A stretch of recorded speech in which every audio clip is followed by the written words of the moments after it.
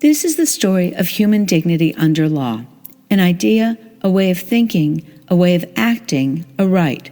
Dignity is the idea that every person everywhere has inherent, equal worth. It's as if each one of us is given a very precious coin that we keep with us always and can never lose. But it's more than that. It's a right that you can hold up to any government or anyone and get the respect you want and the rights you deserve. The Universal Declaration of Human Rights tells us that all human beings are born free and equal in dignity and rights. This simple statement has changed the world. By now, more than 150 countries around the world protect this idea of human dignity in their constitutions. And the American Bar Association, representing 400,000 lawyers, has affirmed that human dignity is foundational to a just rule of law. So more than ever, people around the world are asking courts to ensure that governments treat them as human beings, to allow them to fully develop their personalities and live lives with dignity. And courts are listening.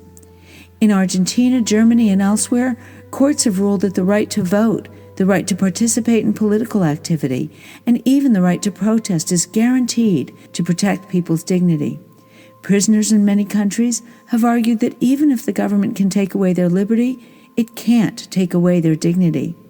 In South Africa, the court has ruled that the death penalty violates not only the right to life, but also the right to dignity.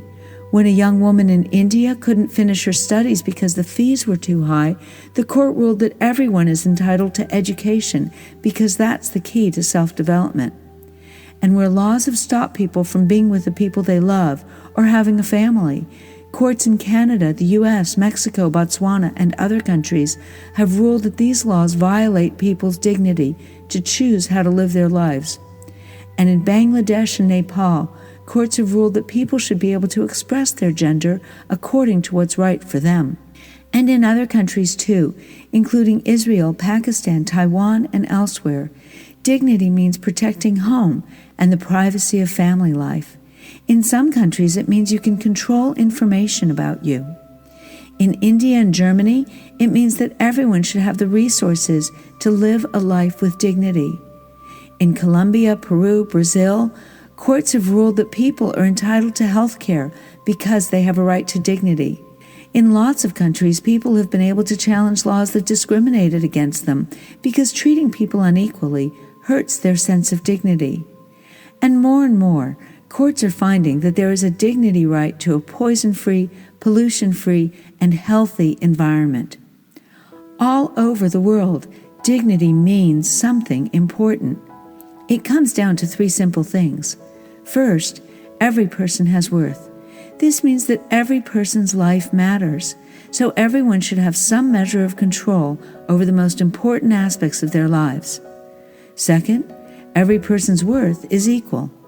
No one has more or less dignity. No one can use or control another person to suit their own ends. And third, every person's equal worth is inherent.